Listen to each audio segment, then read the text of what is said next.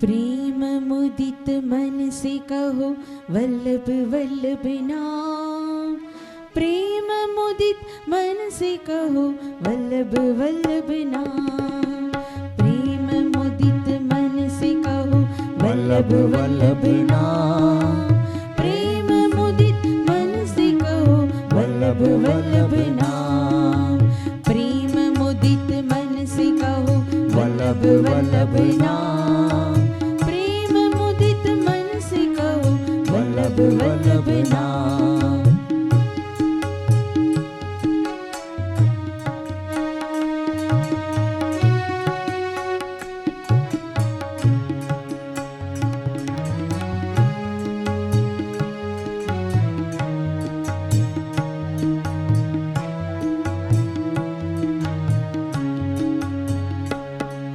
श्री वल्लभ मेरे प्राण धन, वल्लभ मेरे जीवन धन।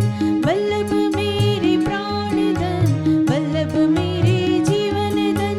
वल्लभ नाम रटो आठो याम। वल्लभ नाम रटो आठो याम। प्रेम मुदित मन से कहो वल्लभ वल्लभ नाम। प्रेम मुदित मन से कहो वल्लभ वल्लभ नाम। प्रेम मुदित मन से कहो वल्लभ वल्लभ नाम। वल्लभाधीश की जय।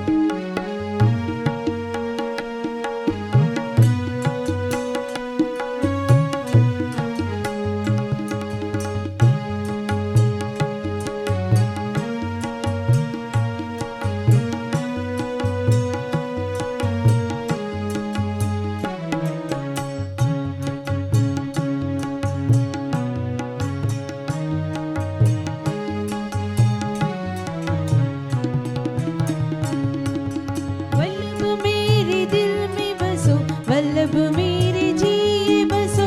वल्लभ मेरे ही बसो, वल्लभ मेरे जिए बसो। वल्लभ नाम रटो आठो याम। प्रेम मुदित मन से कहो वल्लभ वल्लभ नाम। प्रेम मुदित मन से कहो वल्लभ वल्लभ नाम। प्रेम मुदित मन से कहो वल्लभ वल्लभ नाम।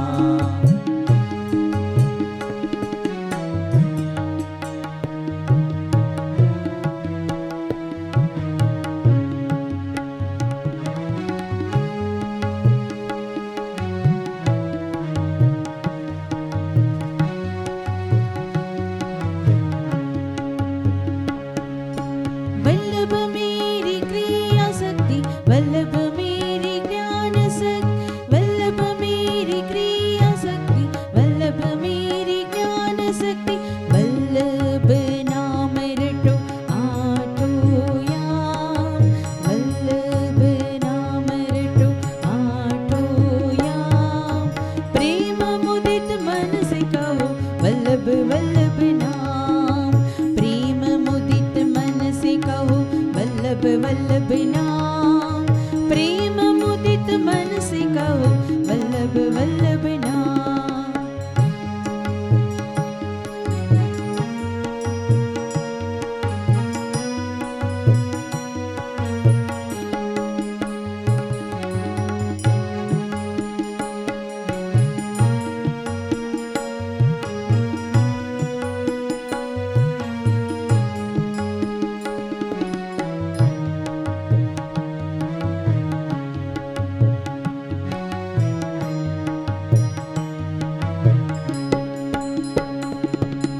वल्लभ वल्लभ ध्यान धरो, वल्लभ अमृत पियो। वल्लभ वल्लभ ध्यान धरो, वल्लभ अमृत पान करो। वल्लभ नाम रटो आठो याम। वल्लभ नाम रटो आठो याम। प्रेम मुदित मन से कहो वल्लभ वल्लभ नाम। प्रेम मुदित मन से कहो वल्लभ वल्लभ नाम। प्रेम मुदित मन से कहो वल्लभ वल्लभ नाम। प्रेम मुदित मन से कहो वल्लभ वल्लभ नाम। प्रेम मुदित मन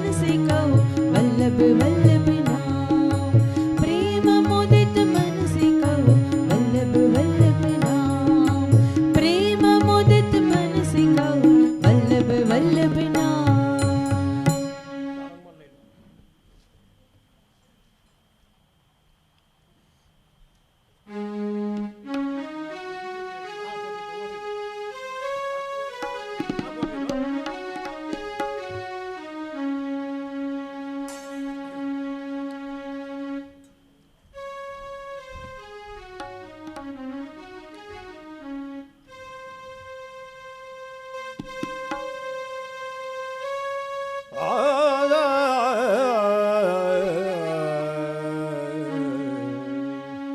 શ્રી લક્ષ્મણ ગૃહ મંગલ હલો હલો પ્રગટ શ્રી વલ્લભ પૂરણ કો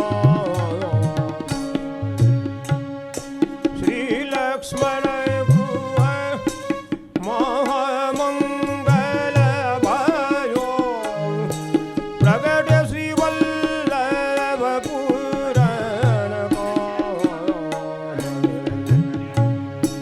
માધવ માસ કૃષ્ણ પક્ષ શુભલગ્ન ઉદિત એકાદશી દુસરો યામ પ્રગટ શ્રી વલ્લભ પૂરણ કામ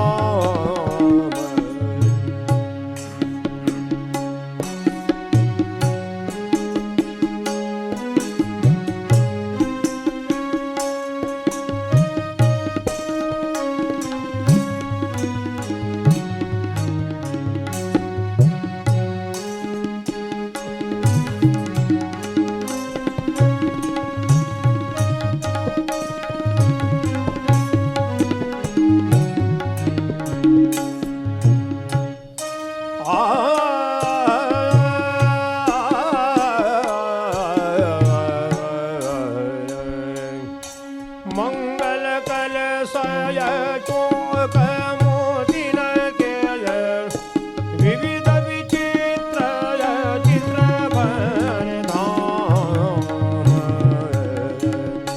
મંગલ કલશય ચોક મોદિન કેય વિવિધ વિચિત્ર ચિત્ર ધામ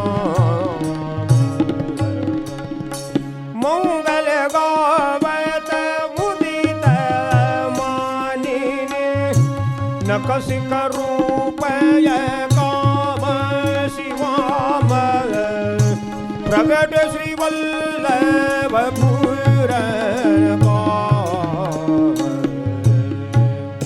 શ્રી લક્ષ્મણ ગૃહ મહામંગલ ભયો પ્રગટ શ્રી વલ્લભ પૂરણ કામ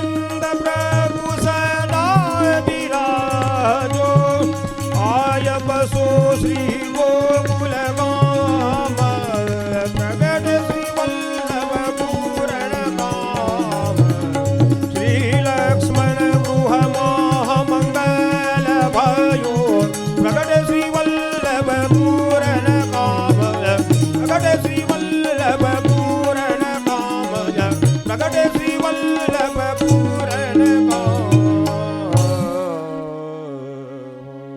શ્રી વલ્લભાધીશ કી જય. શ્રી ભાગવત ભગવાન કી જય. જય. સુખદેવજી સ્વરૂપ શ્રી શાસ્ત્રીજી મહારાજ કી જય. વાલા વૈષ્ણવ, ગઈકાલે પણ વાત થઈ હતી કે જેટલો આપણે સમય આપનો બગાડીશું એટલું આપણે ગુમાવવાના છે. કારણ કે આ કથારસ એવો છલકાઈ રહ્યો છે કે પ્રથમ વખત આપણે સાચે જ શ્રીમદ ભાગવતની કથા સાંભળી રહ્યા હોય એવું આપણને લાગી રહ્યું છે. આ શ્રીમદ ભાગવતની કથા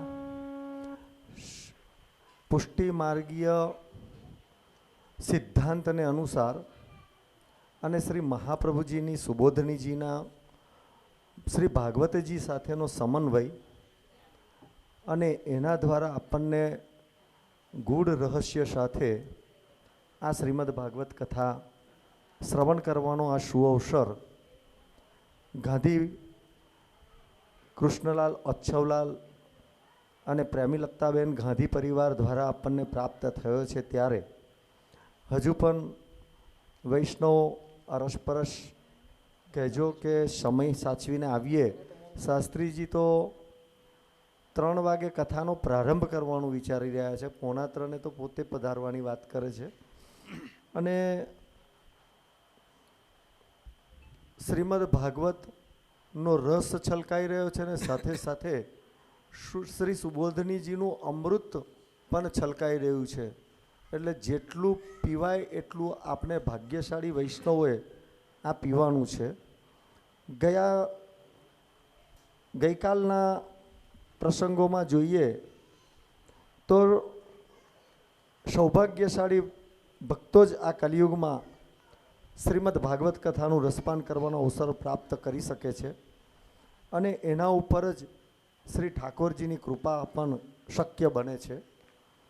મહાત્મ્ય જ્ઞાનથી આ કથાની શરૂઆત થઈ અને મહાત્મ્ય જ્ઞાન એ મહાપ્રભુજીની આજ્ઞાથી આમો આપણને ભાઈ આ જરીક પડે છે ટેબલ.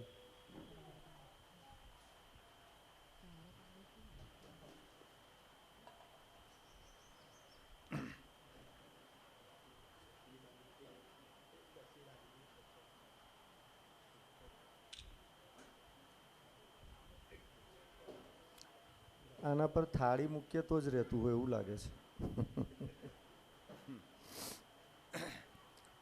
અને શ્રીમદ ભાગવતના એક એક અક્ષરને શબ્દને ફોડીને શ્રી શાસ્ત્રીજીએ આપણને સુંદર સમજ શ્રી ભાગવતજીની આપી.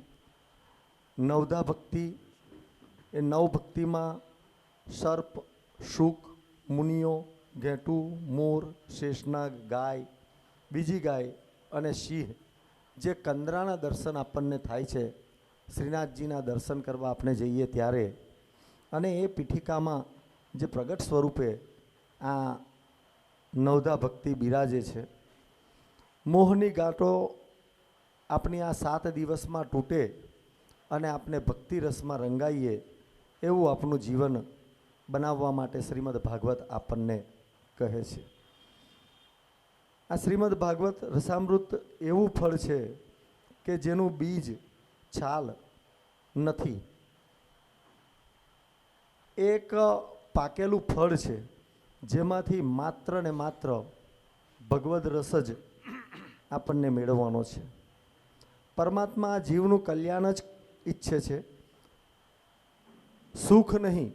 કેમ કે સુખ તો ક્ષણિક છે પણ કલ્યાણનો ક્યારેય નાશ થતો નથી એવું આપણે ગઈકાલની કથામાં સાંભળ્યું અને જાણ્યું. અને સ્વામિનીજીએ પણ આપણને બ્રહ્મ સંબંધનું સૂત્ર આપ્યું કે હે કૃષ્ણ, હું તારો છું. ભાગવતના શ્રવણ માત્રથી જ ઠાકોરજી આપણા હૃદયમાં પ્રવેશ કરે છે. 24 અવતારની કથા પણ આપણે કાલે સાંભળી. બધા દેવોનું અસ્તિત્વ શ્રી ઠાકોરજીના વિરાટ સ્વરૂપમાં જ છે. આ બહુ મહત્ત્વની વાત શાસ્ત્રીજીએ આપણને કાલે કહી છે ભાગવત કથાના માધ્યમથી. એટલે વૈષ્ણવે કદી અન્યાશ્રય કરવો નહીં. બધા જ દેવોનો વાસ શ્રી ઠાકોરજીના વિરાટ સ્વરૂપમાં છે, એટલે અનન્ય આશ્રયથી જ શ્રી પ્રભુની ભક્તિ કરવી જોઈએ. અને આ રીતે આપણને આ આનંદ રસ, શ્રી ભાગવતનો રસ આપ શ્રી પીરસી રહ્યા છો, ત્યારે આગળ આ તૃતીય દિવસની કથાનું રસપાન કરાવવા માટે હું પૂજ્ય શ્રી શાસ્ત્રીજીના ચરણોમાં સદૈન્ય દંડવત કરી અને વિનંતી કરું કે આપ અમને હવે આ ભાગવતની ભગીરથીમાં સત્સ્નાન કરાવશો. આજે તૃતીય ગૃહ કાકરોલી યુવરાજ પરમ પૂજ્ય ગોસ્વામી 108 શ્રી વેદાંત કુમારજી મહોદય શ્રી પણ બપોરે 3 વાગે 5 વાગે સાંજે પધારવાના છે. એમના વચનામૃતનો લાભ પણ પ્રાપ્ત થશે અને આપ શ્રી પણ કથા શ્રવણનો આનંદ પ્રાપ્ત કરવાના છે. તો હવે શાસ્ત્રીજીના ચરણોમાં વિનંતી. चिन्ता संता नहन्तारो यत्पादा भुजरणव स्वीयानां तानिज चार्य प्रणमामि मुहुः यदनो ग्रहतो जन्तुः सर्वदुःखातिगो भवेत् तमहं सर्वदा वन्दे श्रीमद् वल्लभ नन्दनम् अज्ञानति मीरान्दस्य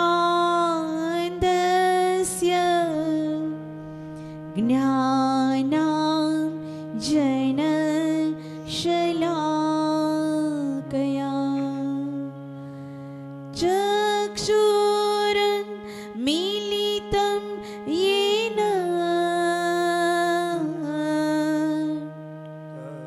तस्मै श्री गुरवे नमः. नमामि हृदयशेषे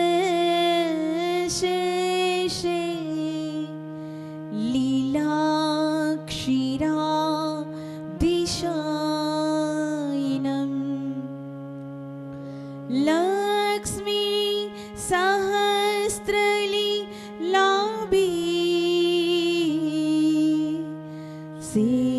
सेव्यमानं कलानिधिं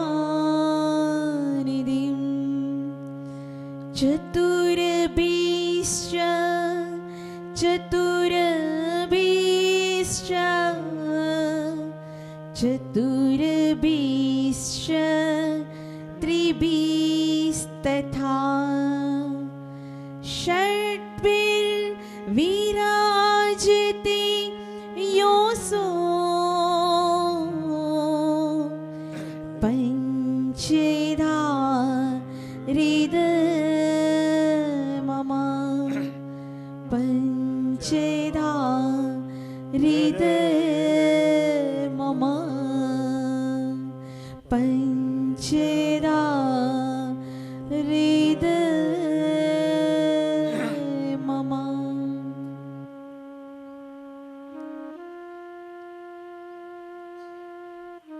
प्रभु श्री द्वारकेशो जयति श्री कृष्णाय नमः. श्री गोपी जनवल्लभाय नमः. श्रीमदाचार्य चरणकमलेभ्यो नमः. श्री गोसाई जी परम दयालवे नमः। श्री गुरुदेव चरण कमलेभ्यो नमः। नमामि हृदये शेषे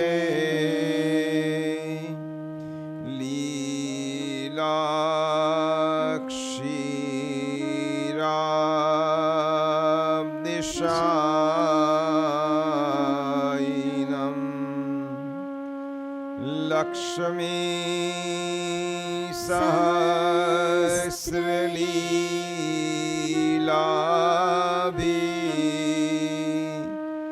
सेव्यमानं कलानिधिं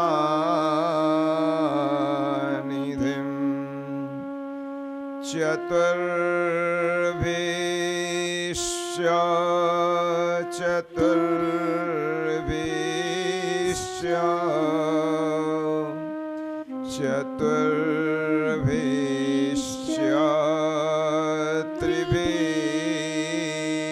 त्रिभिस्तथा षट्भिर्विराजते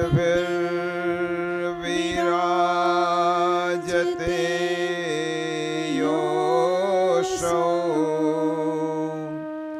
पञ्चधा हृदये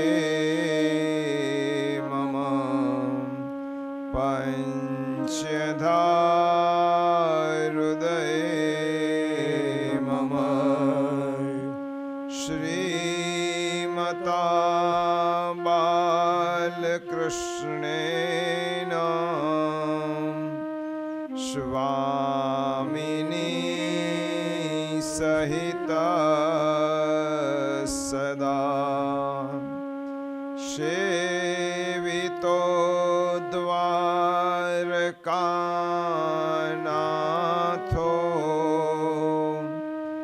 मस्तके मम राजताम्।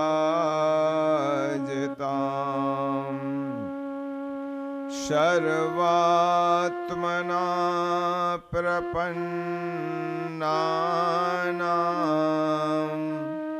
गोपीनां पोषयन् मनः तं वन्दे विठ्ठलाधीशम्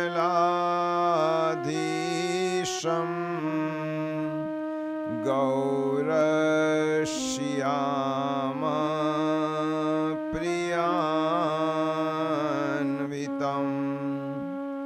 प्रभुर्नन्द कुमारो मे स्वामिनी वृषभानुजा कृतार्थोऽहं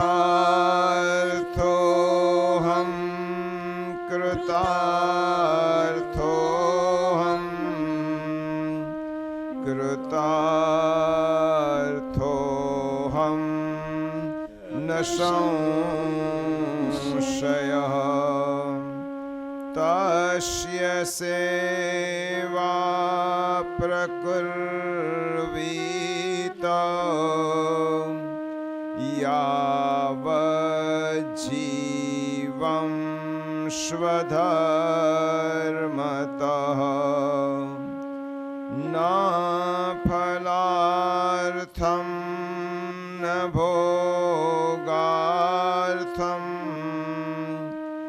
न प्रतिष्ठा प्रसिद्धये शुद्धभावो प्रभो स्थाप्यो न चातुर्य प्रयोजकम् अन्तर्यामी समस्तानां भावं जानाति मानसम् योऽन्तः प्रवेश्य मम वाच्यमिमां प्रसोप्ताम्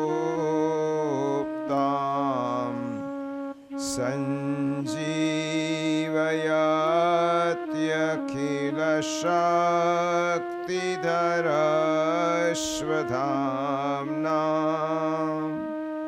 अन्यांश्च हस्तचरणं श्रवणत्वगादीन् प्राणान्नमो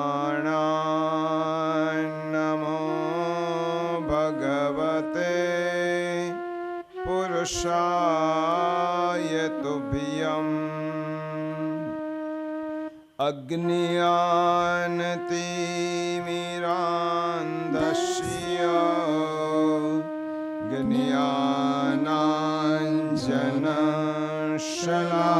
ज्ञानाञ्जनशलाकया चक्षुरुन्मीलितं येन